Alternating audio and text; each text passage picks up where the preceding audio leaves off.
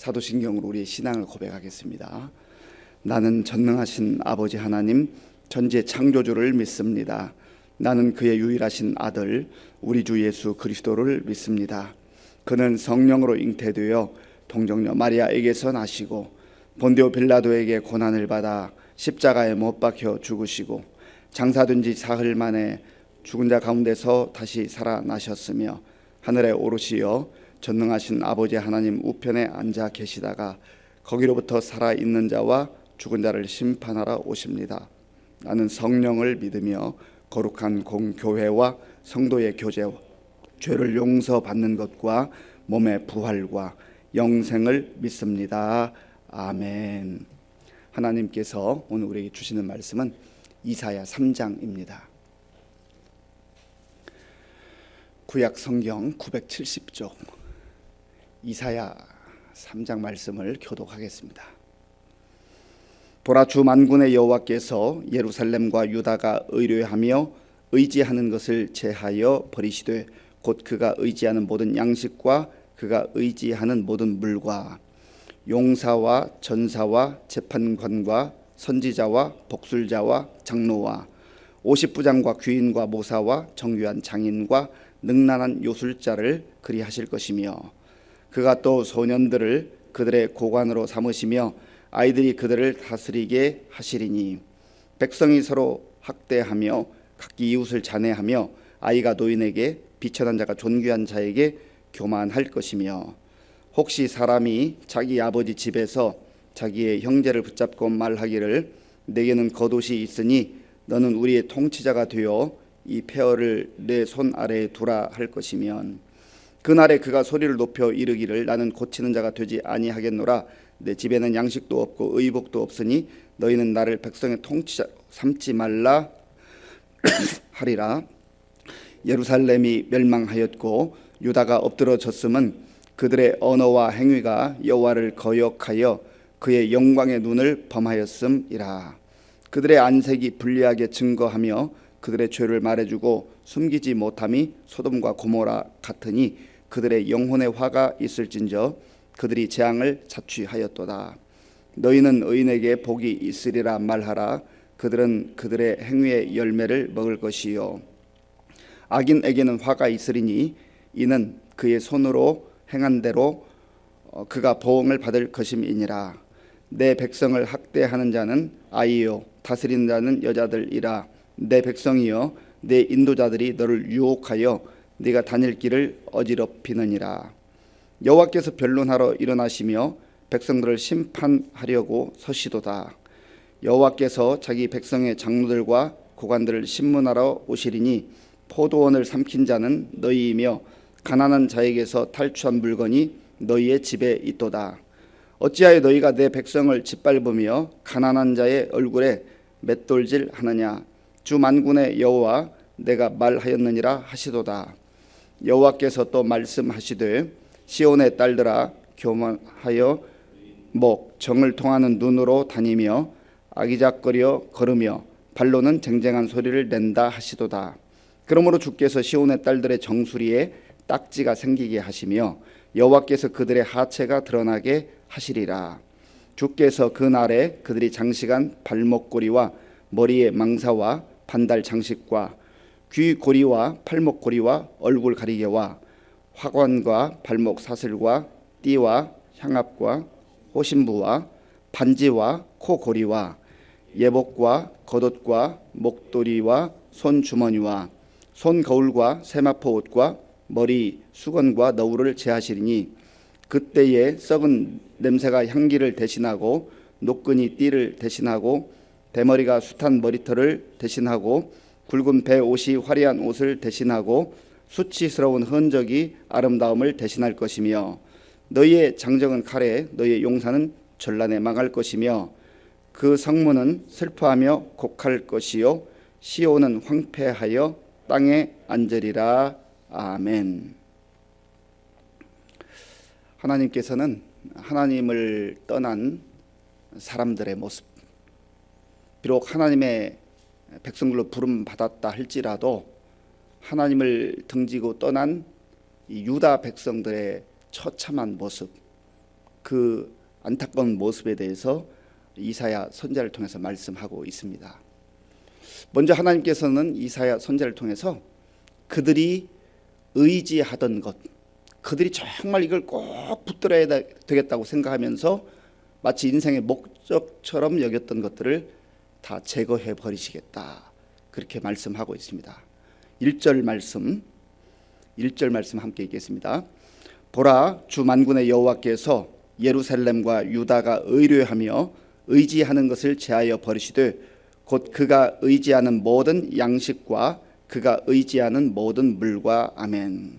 주 만군의 여호와께서, 전능하신 하나님, 모든 것을 다스리시는 그 하나님을 의지하는 것이 가장 복된 것을 하나님께서는 선지자를 통해서 말씀해 주셨습니다. 그래서 어긋난 길로, 잘못된 길로 갈 때마다 돌아오라, 돌아오라, 내 백성아 돌아오라, 그렇게 말씀하신 거 아니겠습니까? 그럼에도 불구하고 이들이 하나님을 의지하지 않고 하나님을 신뢰하지 않고 그들은 양식과 물을 의지했다. 양식과 물을 의지했다. 물론 하나님께서도 아시지요. 우리 사람들에게 양식도 필요하고 물도 필요한 것을 아십니다. 음식을 먹지 않고 물을 마시지 않으면 죽게 돼 있잖아요. 그런데 그것보다 더 우선적인 게 하나님이라고 하는 것이죠. 하나님을 의지하고 하나님을 신뢰할 때 진정으로 살 수 있다고 하는 거죠.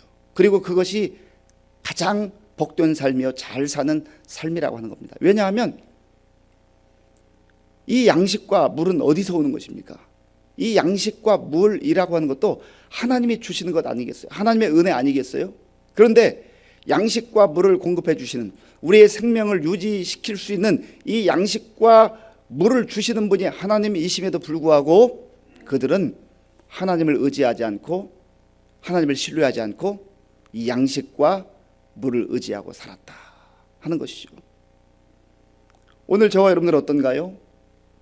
정말 하나님 한 분이면 족합니다. 그렇다 해서 양식과 물이 필요 없다고 하는 그런 말이 아니잖아요. 문제는 하나님보다 양식과 물을 더 우선시한다는 거죠. 다양한 모습들이 있습니다. 어떤 사람들은 물질을 최우선시합니다. 물질을 내가 충분히 확보하면 이 험한 세상 속에서도 살 수 있다고 생각하는 것이죠. 물질을 주시는 분이 누구예요? 하나님이시잖아요. 또 어떤 사람들은 세상의 명예, 권력, 또 다른 무엇, 내가 의지하는 게 있어요. 내가 원하는 게 있어요. 심지어 우리 부모님들 중에는 자녀들이 잘 되면 내 인생 마치 잘 될 것처럼 그렇게 생각하잖아요. 자녀를 의지하는 거예요. 자녀를 사랑하는 것 정말 중요합니다. 그러나 자녀를 의지해서는 안 돼요. 자녀가 책임져 줄 수가 없잖아요. 사실 우리의 인생을 책임져 주는 분은 하나님이세요. 하나님. 양식도 물도 또 돈도 권력도 재물도 자녀들도 우리의 인생을 책임져 줄 수가 없습니다. 제일 우선시해야 될 게 바로 하나님이라고 하는 것이죠. 사탄이 예수님이 광야에서 기도하고 오셨을 때 유혹한 것도 바로 이거 아니에요? 돌로 떡을 만들어 먹어라. 배고픈 자에게 이 떡이 소중하잖아요. 얼마나 그럴싸한 제안이었습니까? 사탄은 대부분의 경우 굉장히 합리적이고 설득력 있는 제안을 하는 거죠. 우리에게. 삶의 현실을 봐라. 지금 하나님 찾을 때인가? 우선은 빵과 떡과 물과 물질과 다른 것이 우선시 되어야지. 지금 이 위중한 순간에 어떻게 하나님을 먼저 찾느냐. 자꾸 그렇게 우리를 유혹해요. 그때 예수님께서 사람이 떡으로만 살 것이 아니라 하나님의 입으로부터 나오는 말씀으로 살아야 된다. 그래서 하나님의 말씀이 우선이어야 한다는 것이고 또 하나님이 우선이어야 한다는 것이죠. 배고픈 사람에게 떡이 얼마나 소중한 거예요? 그러나 떡만 가지고 안 된다는 거예요. 떡만 가지고. 예수님의 이 말씀 속에는 떡은 먹지 말아라 그런 말씀이 아니잖아요. 떡도 필요해요. 물질도 필요해요. 건강도 필요하고 자녀들도 필요하고 우리가 이 땅을 살아가면서 필요한 것들이 얼마나 많아요. 그런데 하나님보다 그런 것들이 앞서게 될 때 하나님께서는 그것들을 제거하시겠다. 왜요? 그래야 그것을 잃어버려 봐야 이것이 내 인생의 전부가 아니구나, 하나님이 최우선이구나 하는 것을 그때야 비로소 깨닫기 때문에 그렇습니다. 또한 이들은 이 양식과 물만 의지한 게 아니에요. 2절과 3절을 제가 읽어보겠습니다. 용사와 전사와 재판관과 선지자와 복술자와 장로와 50부장과 귀인과 모사와 정교한 장인과 능란한 요술자를 그리하실 것이며, 이러한 사람들의 조직, 그러니까 정치인들, 지도자 말이죠. 정치 분야에서 일하는 지도자들, 군사 전문가들, 그리고 산업, 그 사회 또 어떤 일을 이끌어가는 그런 지도자들, 기술자들, 그리고 종교 지도자들, 이러한 사람들을 하나님께서 다 제거해 버리실 것이다 말씀하셨어요. 그러니까 하나님 이외에 의지하고 거기에 마음을 빼앗기는 것들을 결국 하나님께서 다 버리실 거라는 거죠. 왜 그렇습니까? 하나님이 다 그 모든 것들을 제공하시고 뒷받침하시는 분이라는 것을 이들이 영적으로 알지 못하기 때문에 그것을 알려주시기를 원하시는 거예요. 하나님께서 이렇게 하시는 것은 제거하는 데 목적이 있는 게 아니죠. 그걸 없애는 데 목적이 있는 게 아니라 사실은 하나님을 바라보고 하나님을 신뢰하고 하나님을 믿고 살아갈 때에 이러한 것들을 하나님께서 또 공급해 주시겠다는 그런 의미 아니겠습니까? 4절 5절 함께 읽겠습니다. 그가 또 소년들을 그들의 고관으로 삼으시며 아이들이 그들을 다스리게 하시리니 백성이 서로 학대하며 자기 이웃을 잔해하며 아이가 노인에게 비천한 자가 존귀한 자에게 교만할 것이며. 아멘.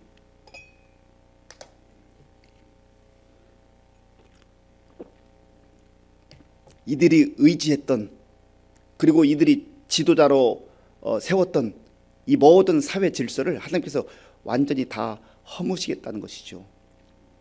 4절에 보면 그가 또 소년들을 그들의 고관으로 삼으시며, 그래서 그가는 하나님이시죠. 하나님께서 너희들이 그렇게 잘 정비하고 조직하고 사람들을 너희들의 방식으로 세우면 잘 될 줄 알지만 하나님은요, 소년들을, 어린아이들을 그들의 고관으로 삼겠다. 그러니까 참 이러한 시대가 되면 얼마나 사회가 뒤죽박죽이 되겠습니까? 그리고 아이들이 그들을 다스리게 하시겠다. 이 내용을 세 번역으로 제가 한번 읽어보겠습니다. 내가 철부지들을 그들의 지배자로 세우고 어린 것들이 그들을 다스리게 하겠다.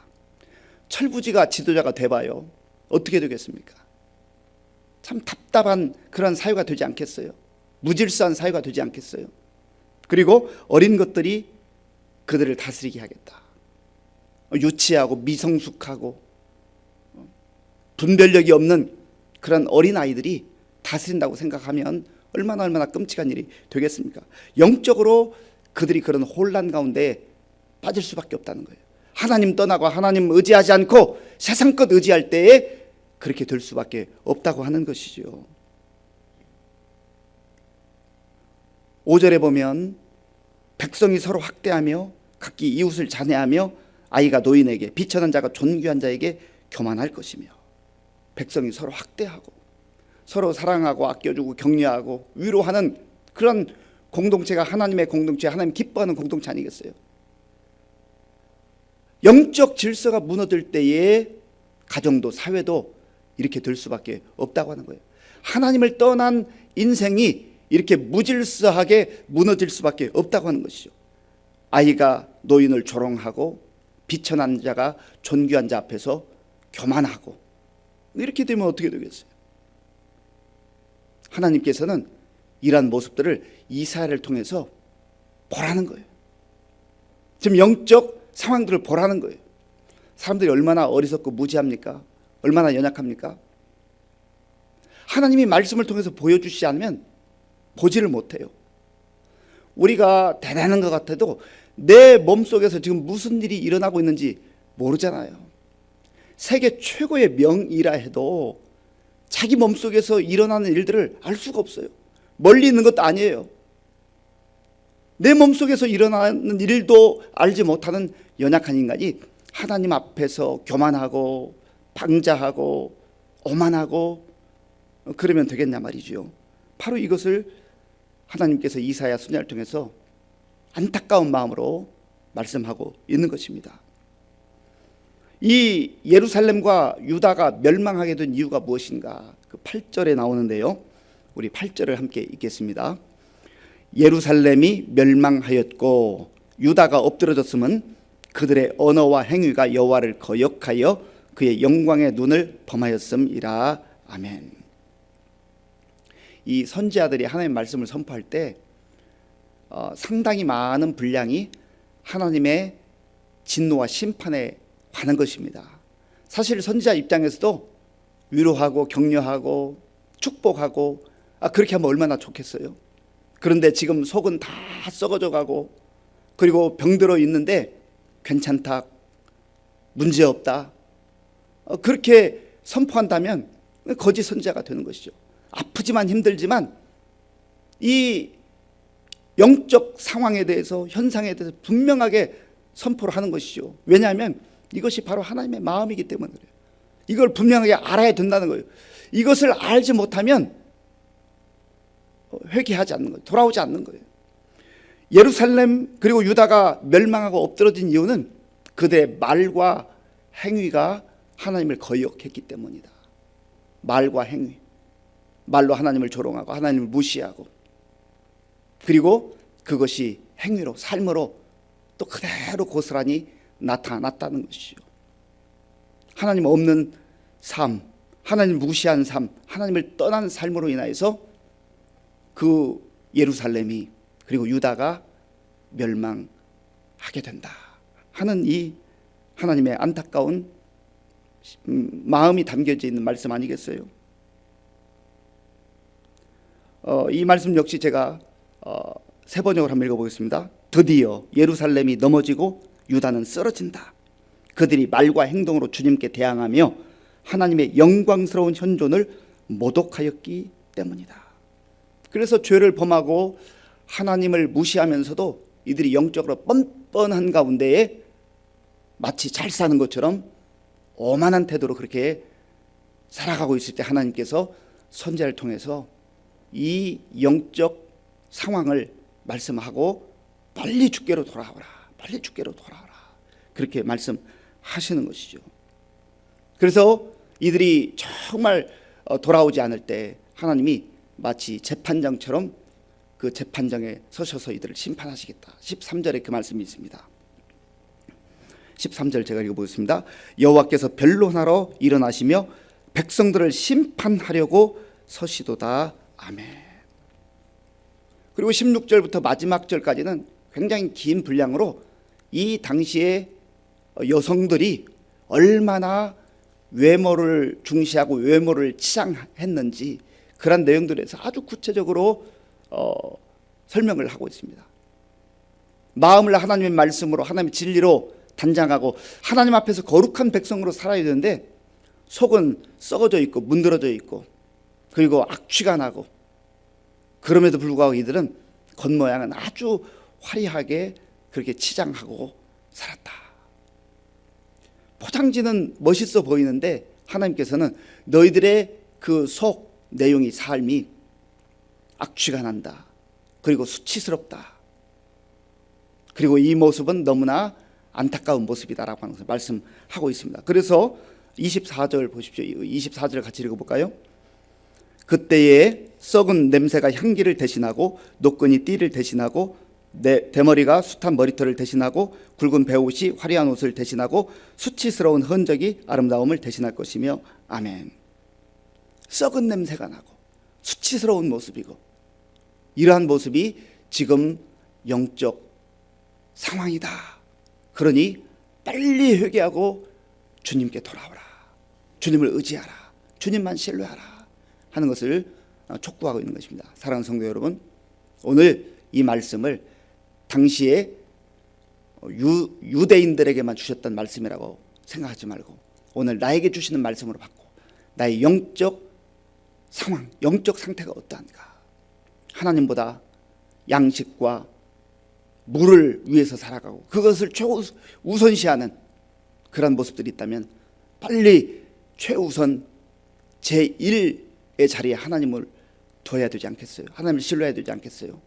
그럴 때 하나님께서는 우리의 그 회개와 돌아섬을 다시 한번 용납하시고 받아주시고 하나님의 거룩한 백성으로 아름답고 향기 나는 그런 인생으로 인도해 주실 줄로 믿습니다. 아버지 하나님, 감사합니다. 하나님께서는 이스라엘 백성들이 하나님을 의지하고 하나님을 신뢰하며 거룩한 백성으로 영광스럽게 살기를 원하셨지만 그들이 하나님을 의지하기보다는 양식과 물을 의지할 뿐만 아니라 정말 하나님으로부터 멀리 떠나간 모습이 너무나 악취가 나고 수치스럽다고 그렇게 말씀해 주셨습니다. 하나님, 이 모습이 우리의 모습이라고 한다면 가슴을 치며 주님 앞에 속히 돌아오게 하시고 회개하며 오직 우리가 의지하던 모든 것 내려놓고 주님만 신뢰하며 주님만 의지하며 믿음으로 살아가게 하여 주시옵소서. 그럴 때 하나님께서 우리에게 또한 필요한 것도 공급해 주실 줄로 믿습니다. 그런 믿음으로 사는, 그래서 마침내 승리하는 우리 모든 성도들 다 되게 하여 주시옵소서. 예수님의 이름으로 기도하옵나이다. 아멘. 주기도문으로 예배를 마치겠습니다. 하늘에 계신 우리 아버지, 아버지의 이름을 거룩하게 하시며 아버지의 나라가 오게 하시며 아버지의 뜻이 하늘에서와 같이 땅에서도 이루어지게 하소서. 오늘 우리에게 일용할 양식을 주시고 우리가 우리에게 잘못한 사람을 용서하여 준 것 같이 우리 죄를 용서하여 주시고 우리를 시험에 빠지지 않게 하시고 악에서 구하소서. 나라와 권능과 영광이 영원히 아버지의 것입니다. 아멘. 오늘 하나님께서 우리에게 주신 말씀을 우리 자신들에게 또 비추어 보고 적용하며 살아갈 때 이스라엘 백성들이 하나님 대신에 양식과 물을 의지하고 또 사회 조직 사람들을 의지할 때 하나님께서 다 제거하신다고 말씀하셨습니다. 하나님이 우리의 최고가 되시고 우리의 전부가 되시고 우리의 제1 우선순위가 되는 그러한 삶을 살게 해달라고, 그래서 세상의 것이 아닌 하나님을 신뢰하고 의지하는 믿음의 삶을 살게 해달라고 기도하시고요. 또 우리의 말과 삶이 정말 하나님을 거역하는 모습이 아니라 하나님의 영광을 드러내는 그런 모습으로 성숙해지게 해달라고 기도하시고요. 나라와 민족을 위해서 또 우크라이나 전쟁이 하루속히 끝날 수 있도록 우리 교회와 성도님들 위해서 기도할 때 우리 어르신들 위해서 계속 기도해 주시고 또 우리 다음 세대를 위한 기도를 꼭 해주시고 다음 세대를 위해서 기도와 눈물로 수고하며 헌신하는 우리 교역자들과 또 선생님들 위해서도 기도해 주시기 바랍니다. 우리 환우들을 위해서도 기도해 주시고요. 우리 군 복무 중인 청년들 또 곳곳에 나가 복음 증거하는 선교사님들 위해서 기도하겠습니다. 아버지 하나님 감사합니다.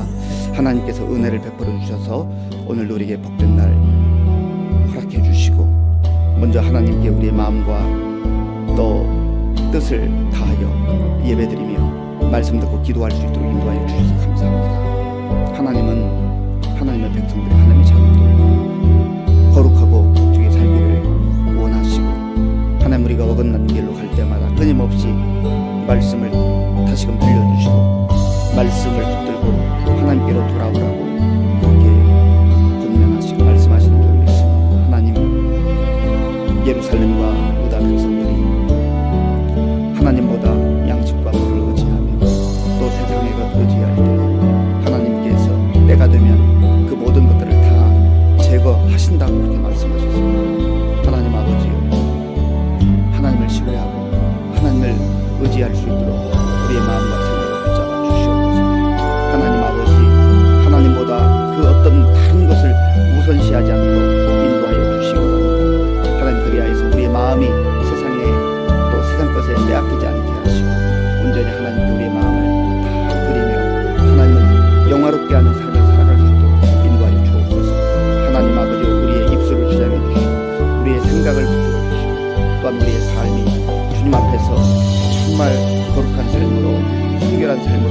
믿음의 삶을